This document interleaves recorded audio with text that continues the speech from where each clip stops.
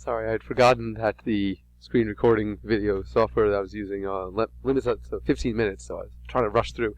Alright, let me just backtrack here a little bit. So here is what, if you've done your U substitution, this is I minus EMF over R, it goes right back in here. We're going from 0 to I, right? When time equals 0, there's no current, we're going to some current later on.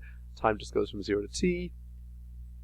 Okay, so we do our substitution here. This is I, this is when I equals 0, so we have negative EMF over R. Remember, when we do a difference in logs, it's just the division of the two. We're taking e to this power equals what's inside here, and just do some algebraic manipulation to eventually get to this. And here's our function of current with respect to time. So our usual growth function, right? We're used to seeing that. When time equals 0, there's 1 minus 1, and so there's no current. And as time approaches infinity, it grows and grows and grows. Eventually, after a very, very long time, we get to our usual EMF over R, just using our usual Ohm's law. So what does the current versus time graph look like? Well, it's that growth, right?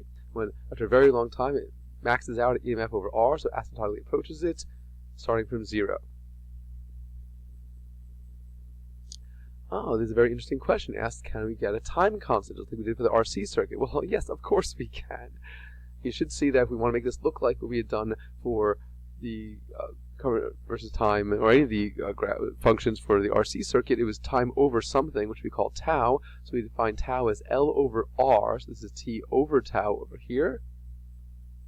And so we're going to box this in as our time constant for the LR circuit, and then we finally box this in as our function of current with respect to time.